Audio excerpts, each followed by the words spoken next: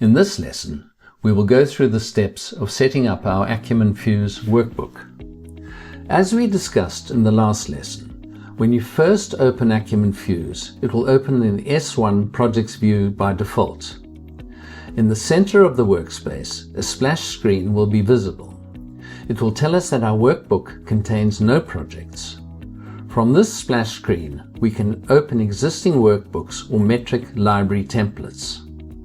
Before setting up our first Fuse workbook, we will go through the Fuse setup functions for our workbooks. So, click the Fuse icon in the top left corner of the workspace and a drop-down window will appear. Down the left side of the window, you can create a new workbook, open an existing workbook, and save your workbook or metric template. In the bottom of the window, click on the Deltek Acumen options and the options window will open. On the left-hand side of this window, there will be a number of options. Click on the first option, General. For this exercise, leave the Updates box unchecked. Later on, you can check this box so that the program automatically checks for updates.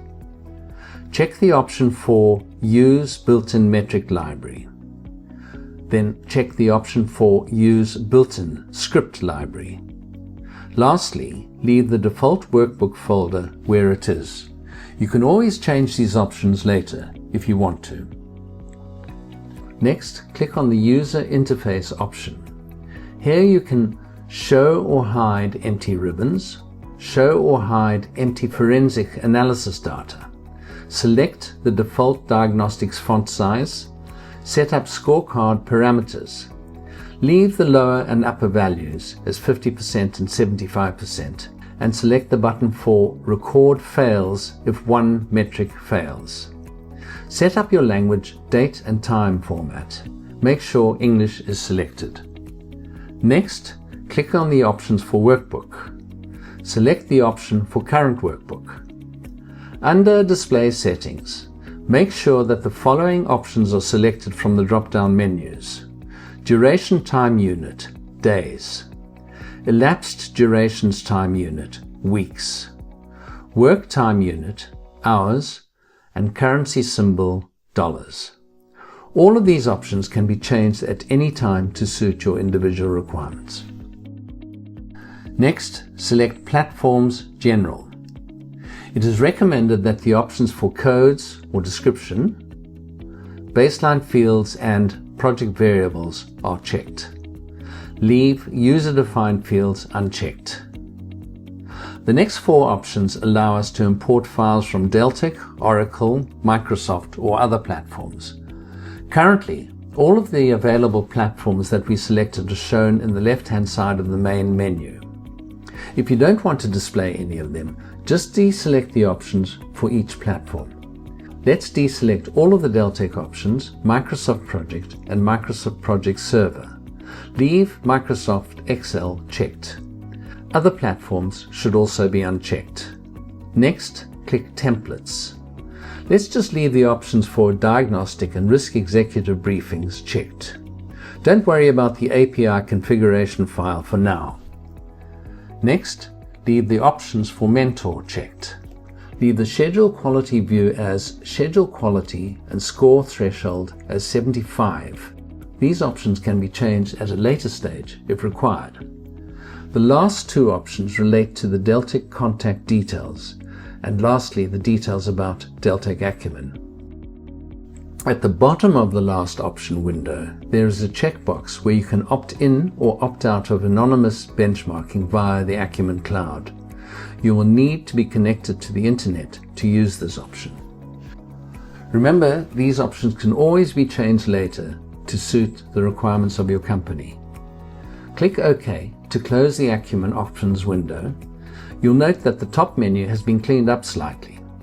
Now we can set up our workbook. Click on the Acumen icon in the top left of the workspace. Select New, and a new workbook named Workbook 1 will be created in the Projects pane. Click the Acumen icon again and select Save As. A window will open that asks what type of file we are saving, so select Deltek Acumen Workbook. In the browsing window that opens, we can rename the workbook if we want to. So let's rename it as Sample Workbook. Click Save to save the workbook, and you will notice that the name of the workbook will appear at the top of your screen as well as in the left-hand pane. Now we need to understand the structure and hierarchy of imported files within our workbook. Firstly, we can only have one book open at a time. Within this workbook, we can store our projects and snapshots. We can have multiple projects and snapshots within our workbook. So what is the difference between a project and a snapshot? A project is the project being analyzed. We'll refer to it as the original project. Note that it cannot be edited. A snapshot is a version of the project being analyzed and cannot be edited. It is a static moment in time and is used for comparison against our original project. So if we look at our workbook structure, we will see that the projects are indented under the workbook and snapshots are indented under each project being analyzed. Additionally, we should remember that a snapshot can be converted to a project at any time. To do this, we would simply highlight the snapshot that we want to convert and then click the button for Convert to Project. Alternatively, we can convert a project to a snapshot. However, to do this, we must close the project and import it as a snapshot. Let's go through the 7 basic steps for constructing our workbook. We'll go through them one by one. They are: 1. Link the project files. 2. Link the snapshot files. 3. Adjust field mappings if required. 4. Assign the baseline. 5. Assign filters. 6. Set your display options. 7. Import your data. These steps may sound complicated, but they're quite logical and straightforward. So let's go to step 1, linking our project files. Make sure that the tab for S1 projects is selected. Then click on the Primavera icon in the top menu. We could also choose, say, Microsoft Project, but this course has been developed using Primavera files. There are many options for opening Primavera files, but for our exercise, we will select the first option for Single Project XER. Now we can browse to our Primavera sample files in the Acumen directory. Select initialplan.xer. A confirmation screen will open, so highlight Initial Plan. Then click Open. This will link the project XER file to the workbook. You will notice that the name of the file Initial Plan will appear in the left-hand panel and it will be indented under the workbook title. You will also notice that a cylinder icon symbol will appear to the left of the project file name. To the right of the file name, there will be a 0 in brackets. So what does this mean? The cylinder means that the file has been linked, but not yet imported. The checkbox gives us the option of including the project data in the ribbon analysis, so leave it checked for now. The 0 indicates that the number of activities that are in the project is 0, because the project has not yet been imported. Next, click on the Acumen icon in the top left-hand corner of the top menu. A drop-down menu will appear, so select File, Save As again. So you can now select a directory for saving your workbook file, but let's just keep it in the samples folder. So just click Cancel. Now in the second step, we will link our snapshot data. Remember, for this step, we want our snapshots to be indented under our initial plan. So to do this, we must first highlight the initial plan in the left-hand pane. Then click on the Primavera button. This time, select the 6-month update.xer and click Open. Confirm the file and click OK. The snapshot will be indented under the project name, showing a cylinder and 0 activities. Once again, make sure that the initial plan is highlighted, and this time open currentschedule.xer. There is also a shortcut for opening snapshots. Simply right-click the project name and select New Snapshot and navigate to open the relevant file for the snapshot. Click the little icon at the top left to save the workbook. So now we have linked one project and 2 snapshots to our workbook. Now, step 3. Adjust field mappings if required. Acumen Fuse uses a standard import template to import data from project files. However, you can also customize your mapping of data if you want to. For our exercise, we will leave our field mapping as per the default setting, but we will go through a simple exercise to customize our field mapping. To view and adjust field mappings, select the Fields tab in the top menu. In the left-hand pane of the Fields window, we will see the standard available fields that we can choose. At the bottom of this pane, we can also use user-defined fields or code fields. We're going to look at standard fields. To the right of this pane, we will see separate columns of data for each of the projects and snapshots that have been linked in our workbook in the order that they have been linked. So we have initial plan, 6-month update, and current schedule. Finally, on the right, we have the Fuse fields that our imported data has been mapped to. Typically, we would map our fields to assist us with options for viewing our data, as well as grouping and sorting. In the top of the Fields menu, we can see that there are many different ways of mapping our data fields.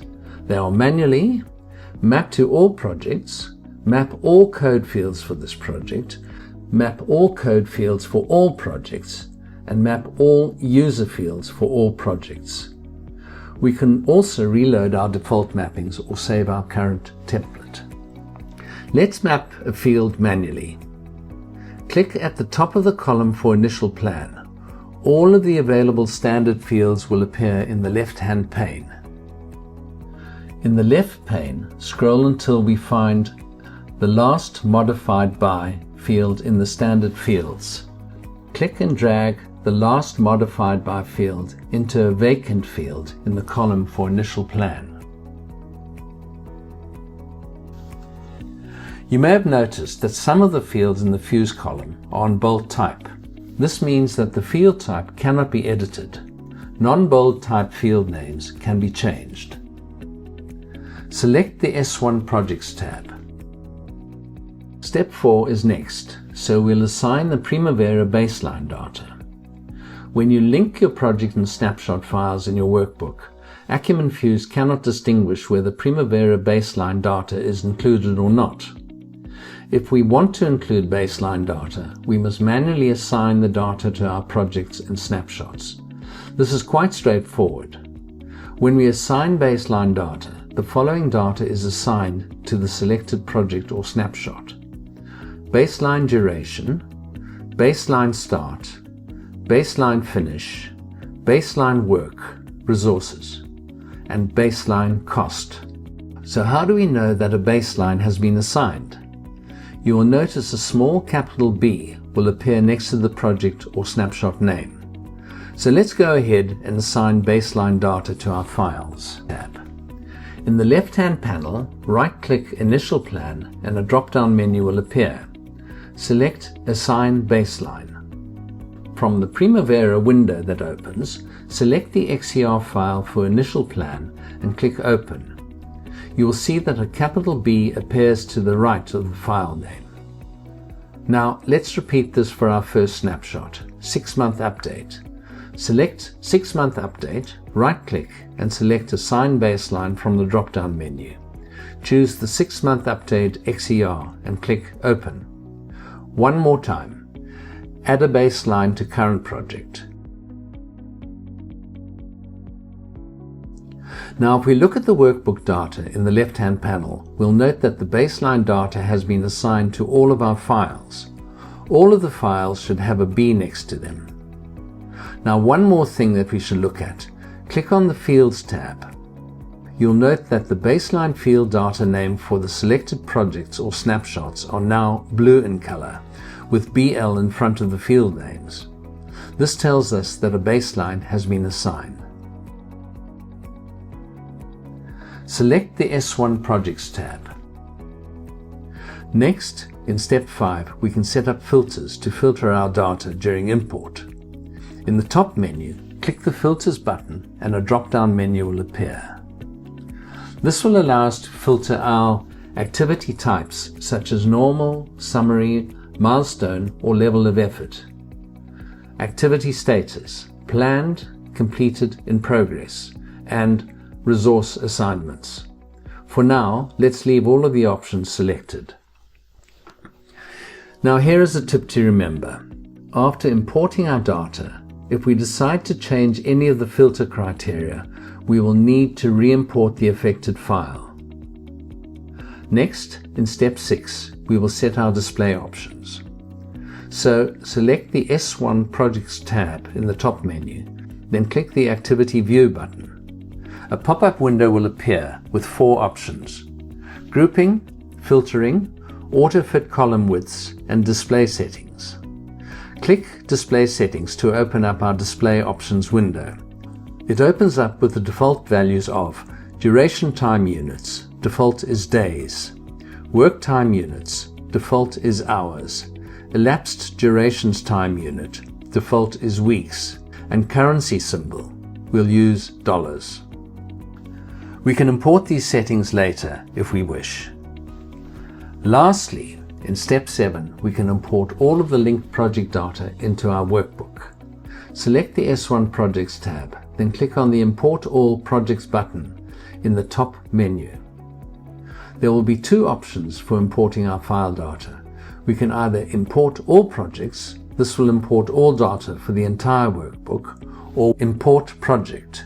This will only import a specific selected file. We can also import our files directly from the splash screen in the middle of our workspace. So let's go ahead and import our file data. Firstly, we will import a single file. Make sure that the S1 Projects tab is selected, then select the snapshot for 6-month update. Click on the Import All Projects button in the top menu, then click Import Project. You will note that the 6-month update has been imported and that the cylinder icon has been changed into a Primavera logo. Also, you will see the number of imported activities shown in brackets next to the file name. So we have just imported a single file. Now let's import all of the remaining files.